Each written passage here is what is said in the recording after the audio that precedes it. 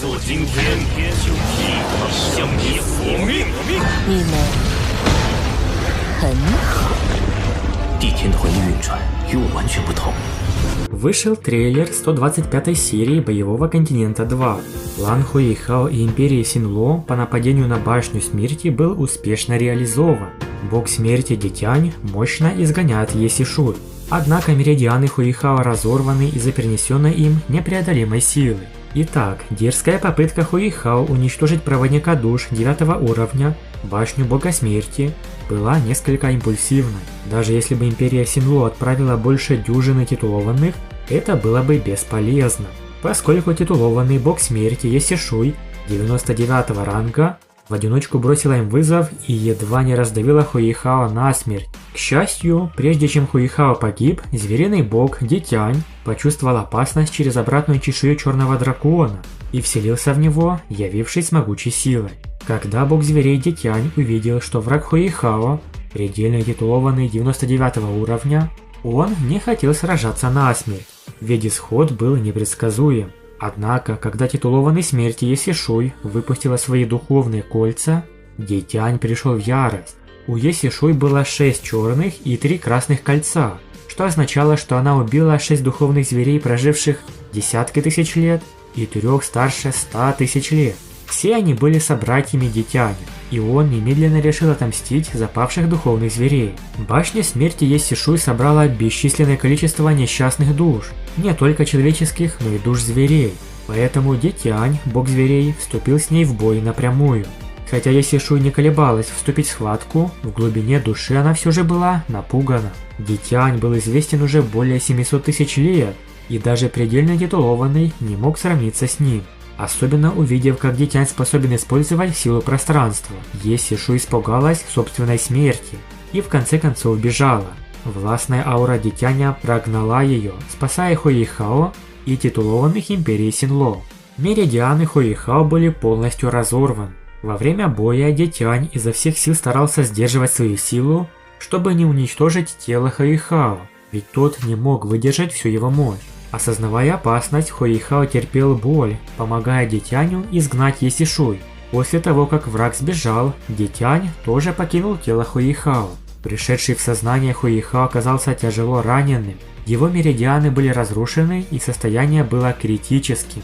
Вид раненого Хуэйхао был поистине душераздирающим. К счастью, бессмертный врач, титулованная Ван Сянер из Империи Синло, вовремя появилась и активировала силу Золота Жизни в теле Хуэйхао, запустив его исцеление. Под предводительством Тайхао, герцога Белого Тигра, Ван Сянер лечила Хуэйхао. Хотя Хуэйхао обладал золотом жизни, которое могло исцелить его раны, его духовная сила вначале перестала функционировать, делая его неспособным к восстановлению. К счастью, Ван Сянер вмешалась, направив волну жизненной силы в тело Хуэйхао, спасая его и активируя его духовную силу.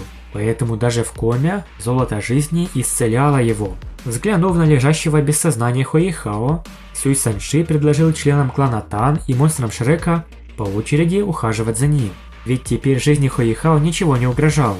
Но ему предстояло провести несколько дней в коме, и Сюй Саньши поручил заботу о нем Егуи, Нань Цюцю и Тану Тун. На самом деле Сюй Саньши намеренно создал для Хуэйхао возможность сблизиться с Тану Тун.